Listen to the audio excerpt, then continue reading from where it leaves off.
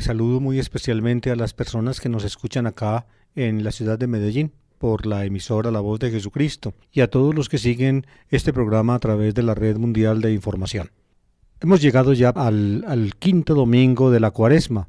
Estamos ya pues en la recta final de la Cuaresma y muy cercanos a la Semana Santa. Como todos los domingos, también este domingo quinto de Cuaresma tiene previstas 3 lecturas para la celebración de la Eucaristía. La primera en este caso proviene del libro de Ezequiel, la segunda de una carta apostólica, hoy de la carta a los Romanos, y la tercera del cuarto Evangelio. Estamos en el ciclo A dominical. Y les he dicho yo varias veces que en el ciclo A generalmente el evangelio o el evangelista que es utilizado es Mateo. Sin embargo, el antiguo leccionario de la Cuaresma católica tenía para, digamos, como lectura del evangelio para este domingo de quinto de Cuaresma o de Pasión, tenía la resurrección de Lázaro. ¿Por qué? Porque las lecturas de Cuaresma, cuando solamente había un ciclo dominical, eran estas. Para el primer domingo de Cuaresma, las tentaciones de Jesús, tomadas del Evangelio de Mateo. Para el segundo domingo de Cuaresma, la transfiguración de Jesús, tomada también de Mateo.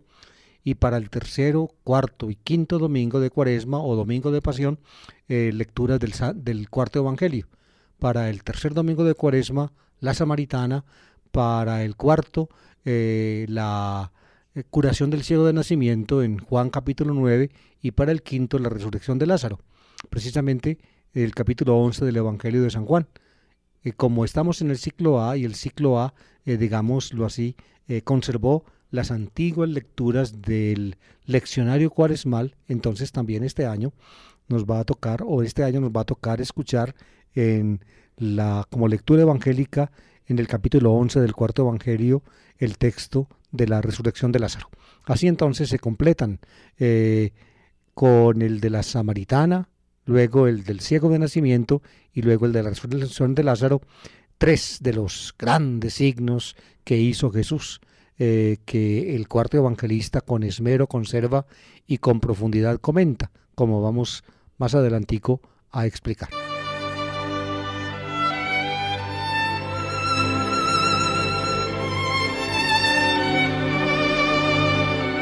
La primera lectura pues está tomada del libro del profeta Ezequiel en el capítulo 37.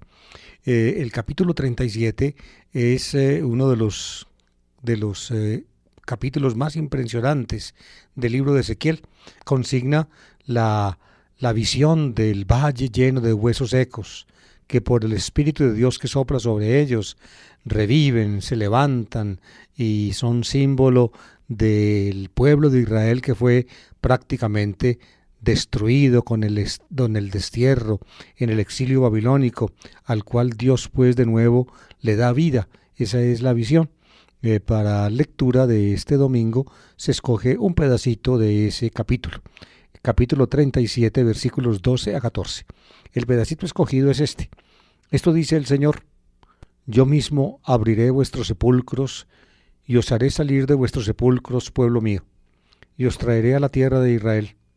Y cuando abra vuestros sepulcros y os saque de vuestros sepulcros, pueblo mío, sabréis que yo soy el Señor. Os infundiré mi espíritu y viviréis. Os colocaré en vuestra tierra y sabréis que yo el Señor lo digo y lo hago. Oráculo del Señor.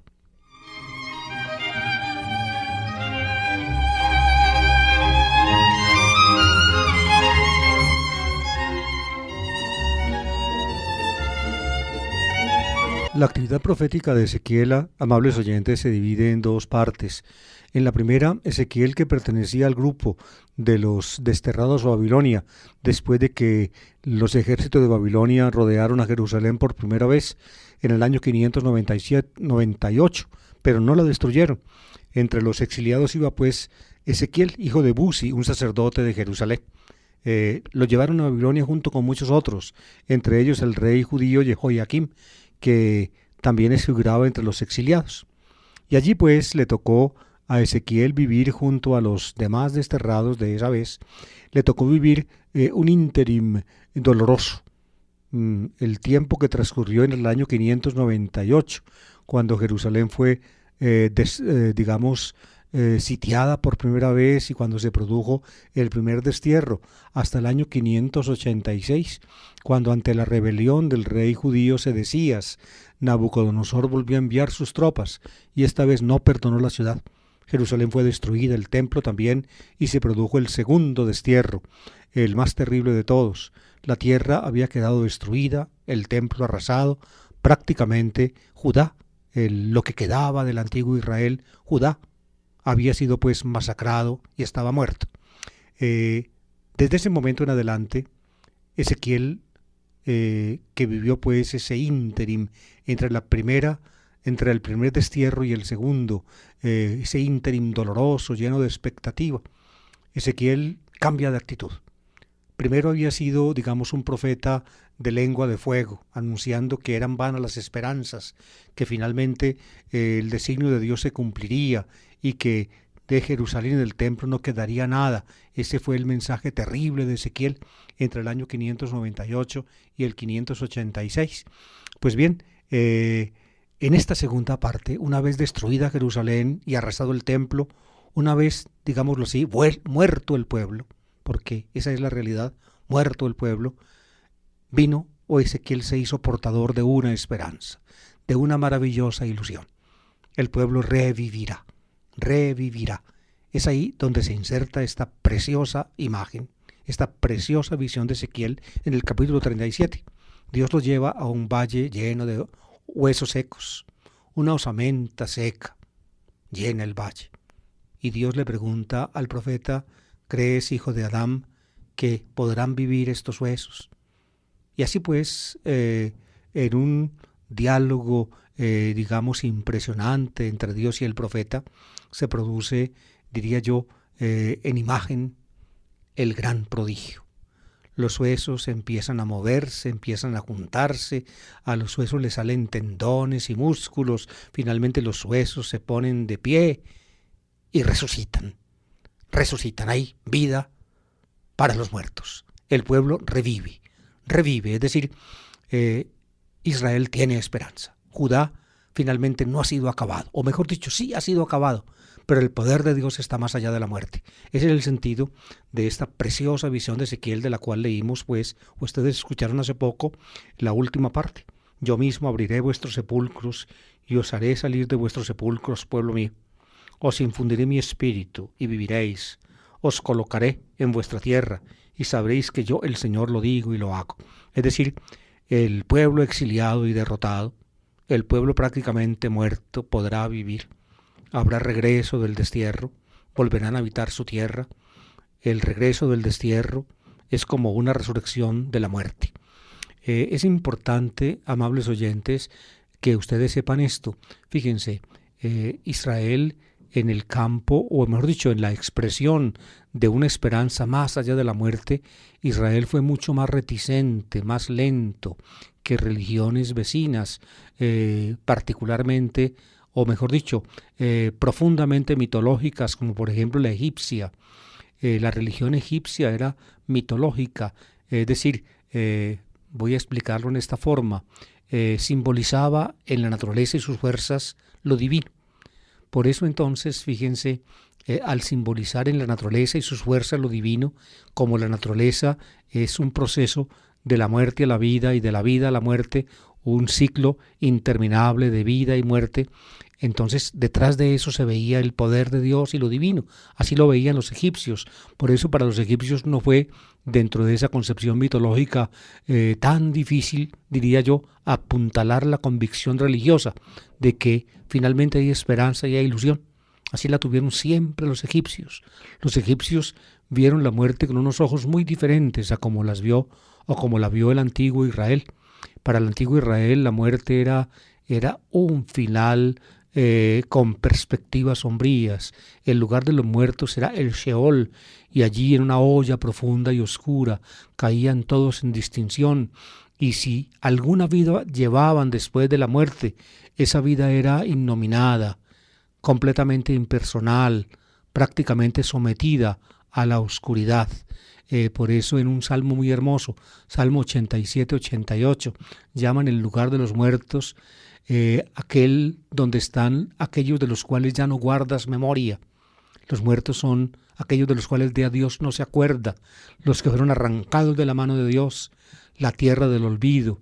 Los muertos son llamados las sombras, las sombras. Así pensó Israel durante muchos siglos, y la razón por la cual lo pensó así, pienso yo, o opino yo, y lo he escrito en mis libros con mucha frecuencia, es que Israel trató de defender, digámoslo así, su concepción, digámoslo así también, de lo divino, de Dios como personal, y por tanto entonces trató de evitar, digamos, incidir en las imágenes mitológicas de las religiones cananeas, de las grandes religiones de Egipto y también de las grandes religiones de Mesopotamia. Y por eso entonces, dado que para expresar simbólicamente el más allá de la vida, de todas maneras es necesario apuntalarse uno en los procesos de la naturaleza, entonces Israel lo evitó. Y por eso entonces, fíjense, como les acabo de explicar, más allá de la muerte, prácticamente, solo estaban las tinieblas y los muertos son las sombras.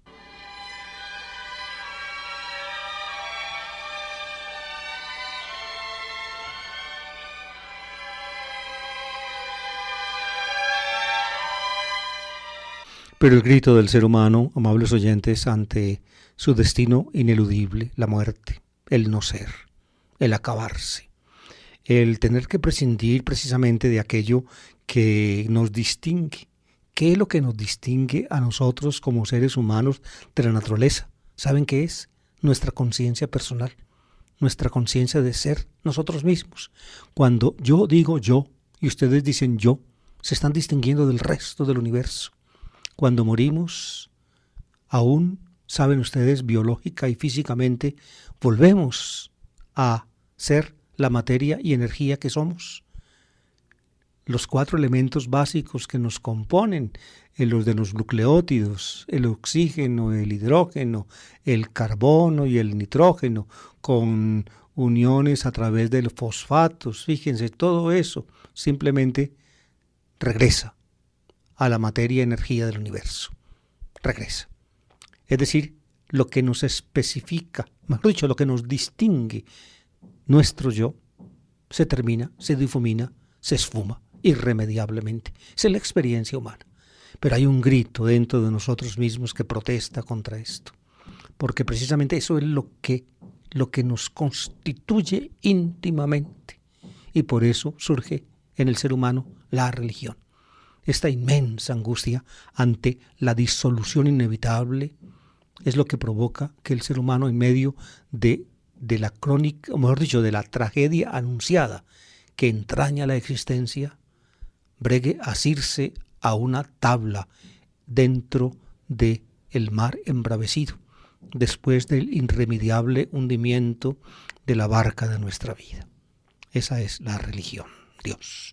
Dios en todas las religiones. También Israel encontró esa vía. La tuvo que encontrar. Aquí simbólicamente, ante la destrucción del pueblo por el desierto, por el destierro babilónico, Ezequiel en visión en el valle de los huesos secos, sobre los cuales sopla el Espíritu de Dios y entonces se mueven, adquieren tendones y músculos, se levantan y viven. Sopla el Espíritu de Dios sobre ellos y viven. El Espíritu Ruach Elohim o Ruach Adonai, el Espíritu de Dios, su soplo, la respiración. Es decir, el signo de la vida. Dios sopla y viven, porque el soplo es la vida. Fíjense ustedes, se levantan y viven. El pueblo mismo, todavía no hay concepción individual. No hay concepción individual. La concepción individual de la vida más allá de la muerte aparecerá en Israel lentamente, después de esta época en que escribe y expresa esta preciosa visión de Ezequiel. Ya en el siglo II antes de Cristo, en el libro de Daniel y en algunos punticos del libro de Isaías que son de esa época, empieza a percibirse ya la personalización de esta esperanza. Pues bien, esta es la primera lectura. Ustedes ven que sugestivamente esta lectura del libro de Ezequiel que nos presenta la liturgia de este domingo, pues prepara el ánimo de los fieles a escuchar el gran mensaje que aparecerá luego en el Evangelio.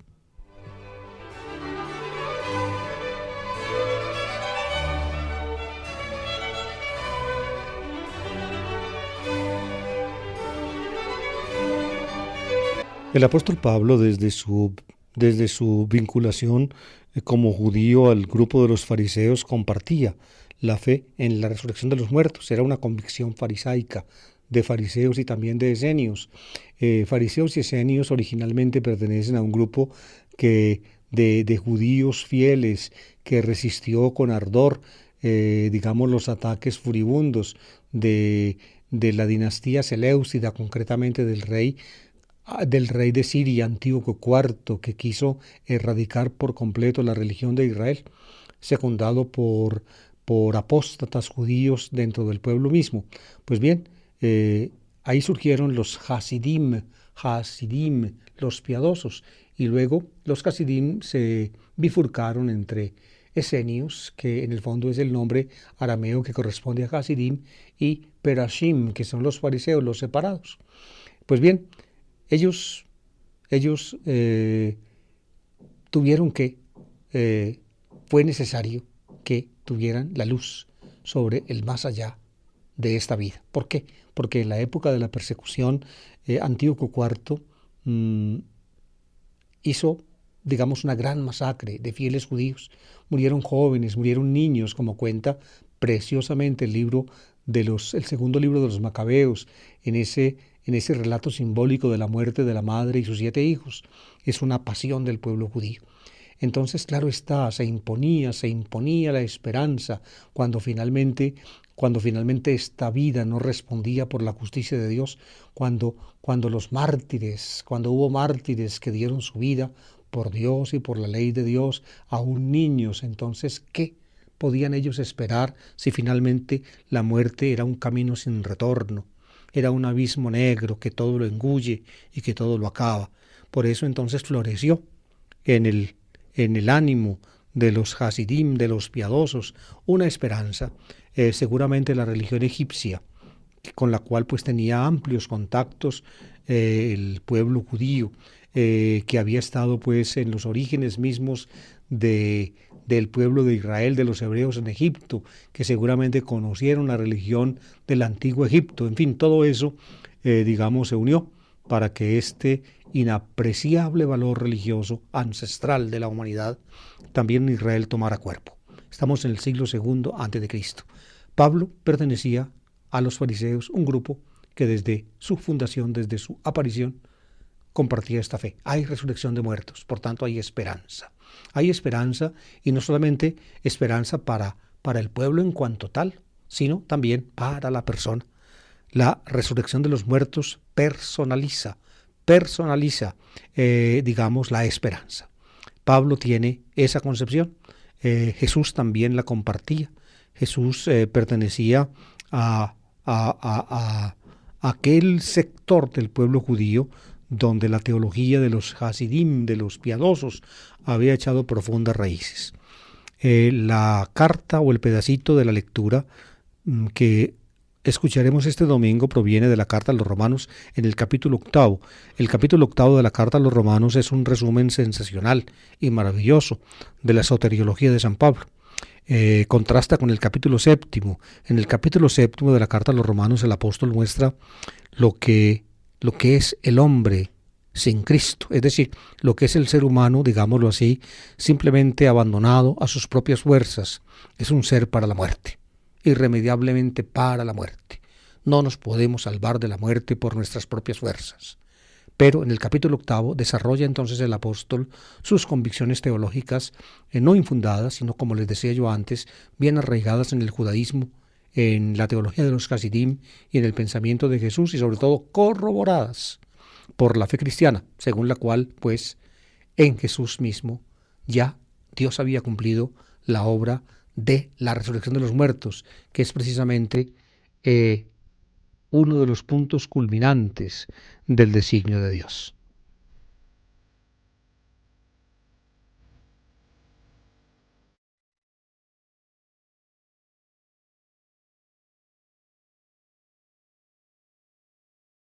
El pedacito es este, de la carta del apóstol San Pablo a los Romanos, capítulo 8, versículos 8-11. Hermanos, los que están en la carne no pueden agradar a Dios, pero vosotros no estáis en la carne, sino en el Espíritu, ya que el Espíritu de Dios habita en vosotros. El que no tiene el Espíritu de Cristo no es de Cristo. Si Cristo está en vosotros, el cuerpo está muerto por el pecado, pero el Espíritu vive por la justicia.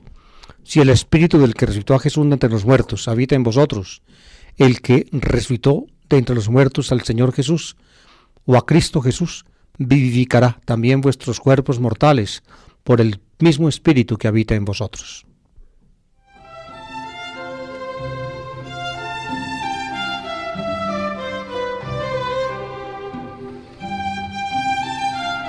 Dos palabras le sirven a Pablo basadas en la expresión común del dualismo helenista de la época, que aparece también, por ejemplo, en documentación, sobre todo de los esenios en Qumran.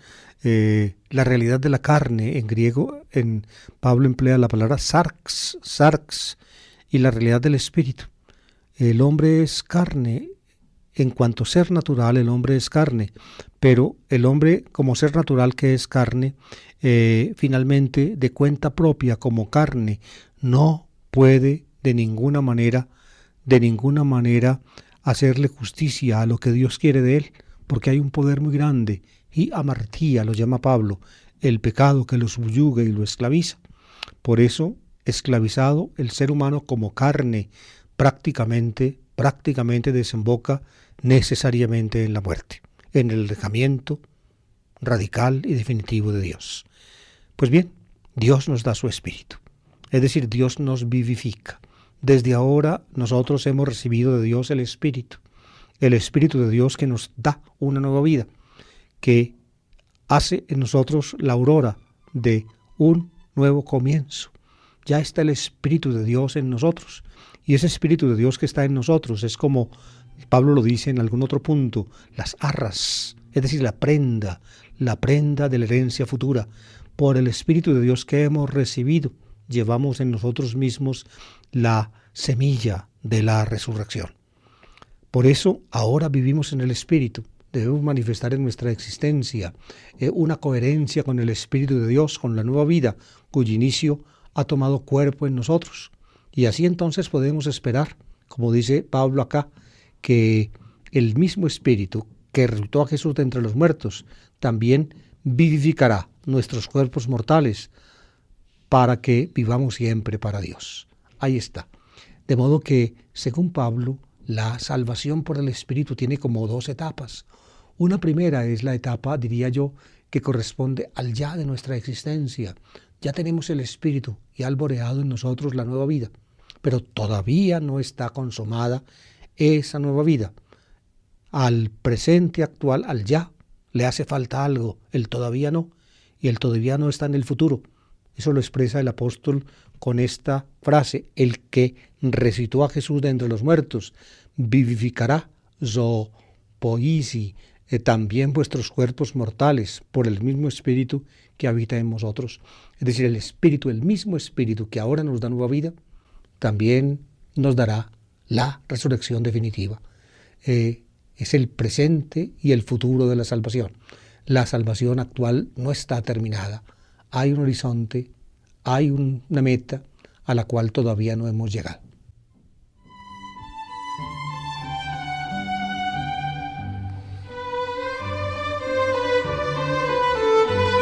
Finalmente llegamos al texto evangélico del Evangelio de San Juan, el capítulo 11, versículos 1 a 45.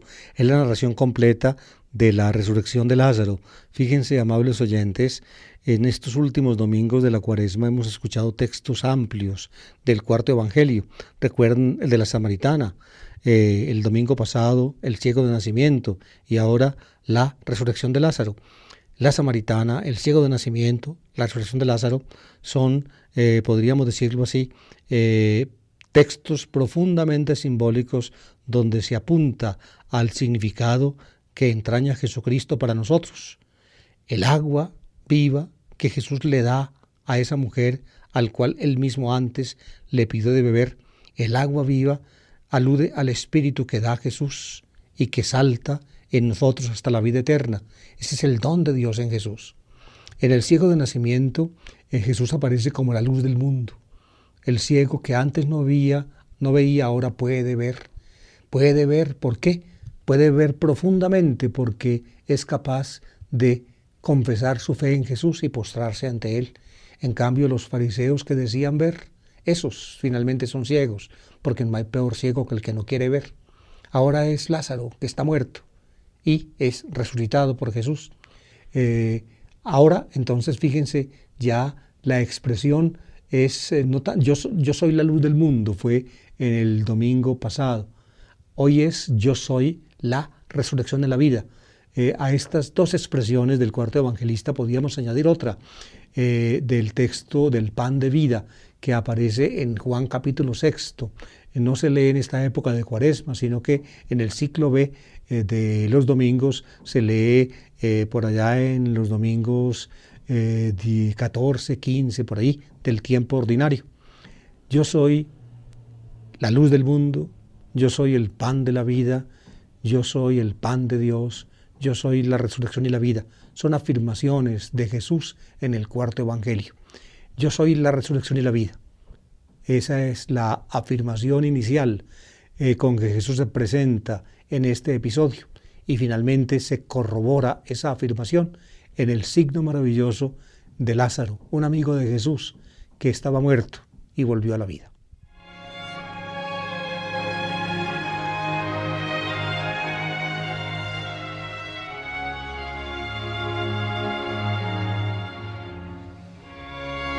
En aquel tiempo, un cierto Lázaro de Betania, la aldea de María y de Marta, su hermana, había caído enfermo.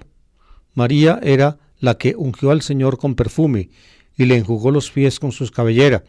El enfermo era su hermano Lázaro. Las hermanas le mandaron recado a Jesús diciendo: Señor, tu amigo está enfermo. Jesús al oírlo dijo: Esta enfermedad no acabará en la muerte, sino que servirá para la gloria de Dios, para que el Hijo de Dios sea glorificado por ella. Jesús amaba a Marta, a su hermana María y a Lázaro. Cuando se enteró de que estaba enfermo, se quedó todavía 2 días más donde estaba. Solo entonces dice a sus discípulos: Vamos otra vez a Judea. Los discípulos le replican: Maestro, hace poco intentaban apedrearte los judíos, ¿y vas a volver allí? Jesús contestó: No tiene el día 12 horas. Si uno camina de día no tropieza, porque ve la luz de este mundo, pero si camina de noche tropieza, porque le falta la luz. Dicho esto, añadió: Lázaro, nuestro amigo, está dormido. Voy a despertarlo. Entonces le dijeron los discípulos: Señor, si duerme, se salvará. Jesús se refería a su muerte, en cambio ellos creyeron que se hablaba del sueño natural. Entonces Jesús les replicó claramente: Lázaro ha muerto, y me alegro que por vosotros, de que no hayamos estado allí para que creáis. Y ahora vamos a su casa. Entonces Tomás, apodado el mellizo, dijo a los demás discípulos: Vamos también nosotros y muramos con él. Cuando Jesús llegó, Lázaro llevaba ya 4 días enterrado. Betania distaba poco de Jerusalén, unos 3 kilómetros, y muchos judíos habían ido a ver a Marta y a María para darles el pésame por su hermano. Cuando Marta se enteró de que llegaba Jesús, salió a su encuentro mientras María se quedaba en casa. Y dijo Marta a Jesús: Señor, si hubieras estado aquí, no habría muerto mi hermano. Pero aún ahora sé que todo lo que le pidas a Dios, Dios te lo concederá. Jesús le dijo: Tu hermano resucitará. Marta respondió: Sé que resucitará en la resurrección del último día. Jesús le dice: Yo soy la resurrección y la vida. El que cree en mí, aunque haya muerto, vivirá. Y el que está vivo y cree en mí, no morirá para siempre. ¿Crees esto? Ella le contestó: Sí, Señor. Yo creo que tú eres el Mesías, el Hijo de Dios, el que tenía que venir al mundo. Y dicho esto, fue a llamar a su hermana María, diciéndole en voz baja: El Maestro está ahí y te llama. Apenas lo oyó, se levantó y salió a donde estaba él, porque Jesús no había entrado todavía en la aldea, sino que estaba aún donde Marta lo había encontrado. Los judíos que estaban con ella en casa consolándola, al ver que María se levantaba y salía deprisa, la siguieron, pensando que iba al sepulcro a llorar allí. Cuando llegó María a donde estaba Jesús, al verlo, se echó a sus pies diciéndole: Señor, si hubieras estado aquí, no habría muerto mi hermano. Jesús, viéndola llorar a ella y viendo llorar a los judíos que la acompañaban, sollozó y muy conmovido preguntó: ¿Dónde lo habéis enterrado? Le contestaron: Señor, ven a verlo. Jesús se echó a llorar. Los judíos comentaban cómo lo quería. Pero algunos dijeron: y uno que le ha abierto los ojos a un ciego, no podía haber impedido que muriera éste. Jesús, sollozando de nuevo, llegó a la tumba. Era una cavidad cubierta con una losa. Dijo Jesús: quitad la losa. Marta, la hermana del muerto, le dijo: Señor, ya huele mal, porque lleva 4 días. Jesús le dijo: ¿no te he dicho que si crees verás la gloria de Dios? Entonces quitaron la losa. Jesús, levantando los ojos a lo alto, dijo: Padre, te doy gracias porque me has escuchado. Yo sé que tú me escuchas siempre, pero lo digo por la gente que me rodea, para que crean que tú me has enviado. Y dicho esto, gritó con voz potente: Lázaro, sal fuera. El muerto salió, los pies y las manos atados con vendas y la cara envuelta en un sudario. Jesús les dijo: desatadlo y dejadlo andar. Muchos judíos que habían venido a casa de María, al ver lo que había hecho Jesús, creyeron en él.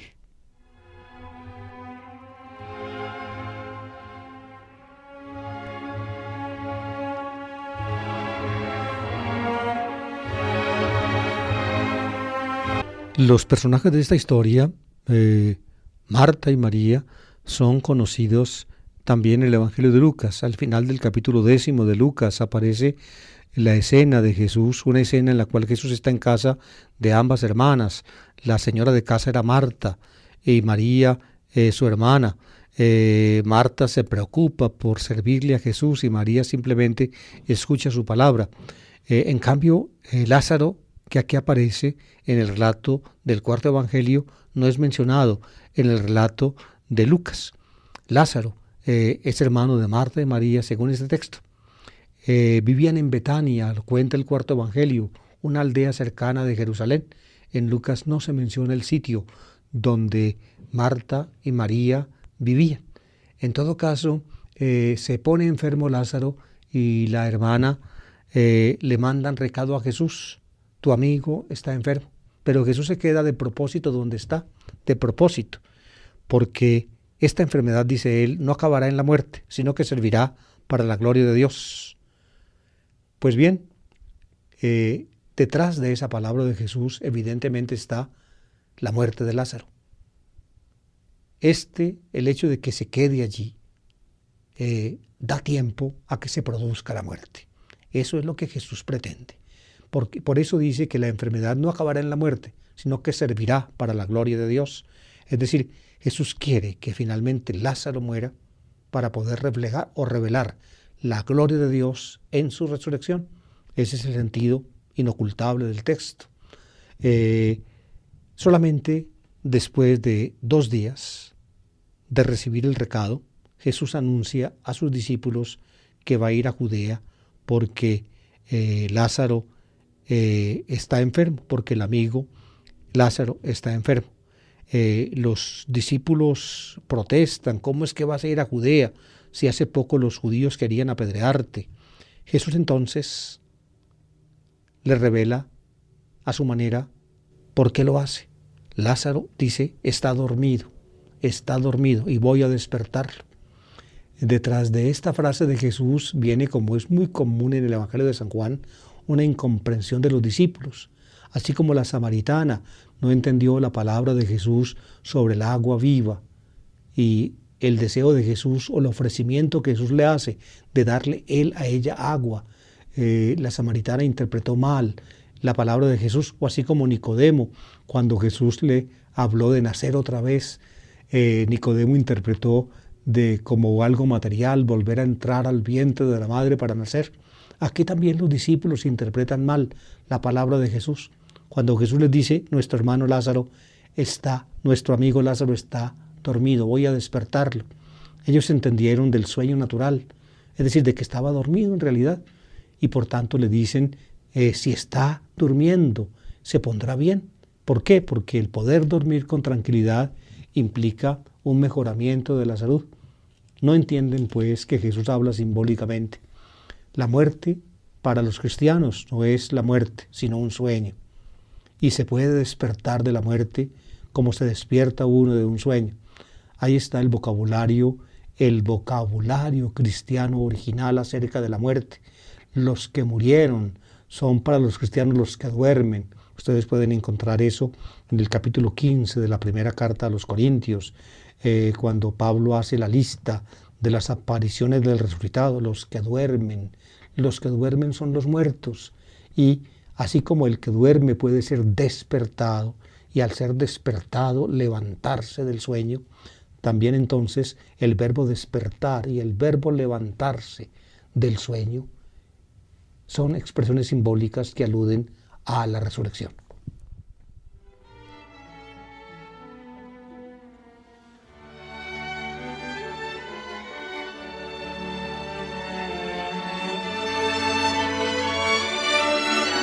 Cuando Jesús llega a Betania, se pone en contacto con las dos hermanas. Se queda fuera de la aldea. Una de las hermanas, Marta, sale a recibirlo e inmediatamente le pronuncia o le dice una frase que más adelante su hermana María va a tomar también en los labios. Le dice: Señor, si hubieras estado aquí, no habría muerto mi hermano. Ahí está. Por eso lo mandaron a llamar a tiempo, cuando Lázaro cayó enfermo, pero Jesús no quiso ir, porque él sabía lo que tenía que hacer, como lo dice, por ejemplo, en el relato de la multiplicación del pan y del pescado. Si hubieras estado aquí, no habría muerto mi hermano. También María, más adelante, cuando es llamada por Marta, alcanza a Jesús, que estaba en el mismo sitio donde lo había dejado Marta, y le repite la misma frase: Señor, si hubieras estado aquí, no habría muerto mi hermano. Y entonces viene, fíjense, en el caso de Marta, la frase, pienso yo, más importante de todo el relato. Es el centro del relato. Jesús le contesta: yo soy la resurrección y la vida.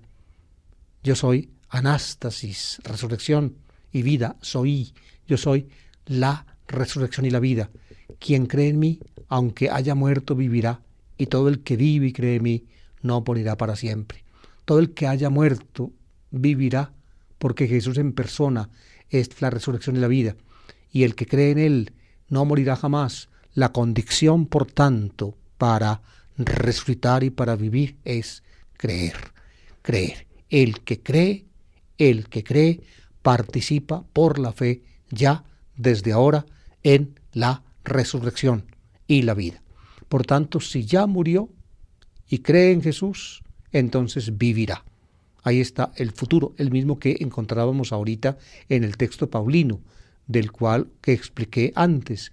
Y el que está vivo y cree en mí no morirá para siempre. Es decir, la muerte no se concibe simplemente como la disolución natural del organismo, ante la enfermedad, en fin, por las causas naturales que los llevan a uno al deceso, al fallecimiento, sino que la muerte se concibe acá como, diría yo, la separación radical del ser humano con respecto a Dios.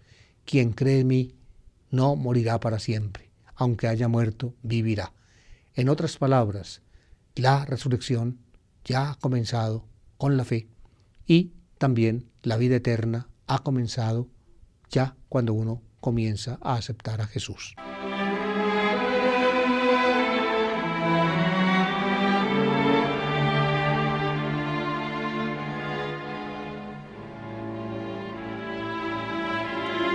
Un detalle accesorio ciertamente, pero importante en el relato, es la exposición de sentimientos. Cuando habla Jesús con María, y ella entonces le repite la palabra que antes le había dicho Marta. Jesús, viéndola llorar a ella y viendo llorar a sus acompañantes, dice el texto, sollozó. Se le escapó a Jesús un sollozo. Y más adelante, cuando llegaron a la tumba, se dice explícitamente, y Jesús lloró, sollozó y luego lloró. Es decir, la muerte también afecta a Jesús. Lo afecta, la muerte del amigo afecta a Jesús. es algo parecido a lo que dice por allá, creo que es el Salmo 15. Mucho le duele al Señor la muerte de sus fieles. Dice por allí el Creo 15. Para Jesús también su propia muerte fue un motivo de llanto. Con pavor y con lágrimas le pide, según la carta a los hebreos, Jesús a Dios que podía salvarlo de la muerte. Esa es la forma como la carta a los hebreos expresa el episodio evangélico de Getsemaní.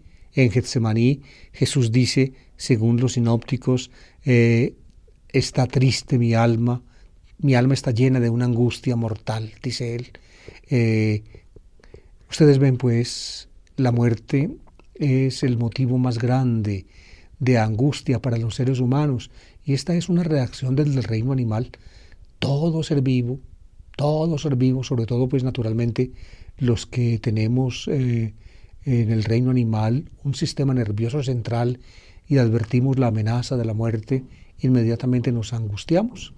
Desde un conejito que en un prado o en un claro del bosque siente la presencia del lobo, del perro, hasta un pajarito que ve cómo se acerca la serpiente a su nido. Inmediatamente nos angustiamos porque la muerte implica precisamente la pérdida de nuestra propia individualidad. Ahí está, en el ser humano, precisamente por la trascendencia de su condición, entonces la muerte produce una angustia también trascendental. Y ante una angustia trascendental se necesita un remedio trascendental. El llanto de Jesús ante la muerte es una expresión humana coherente con la más terrible amenaza que un ser vivo puede tener, la amenaza de la muerte.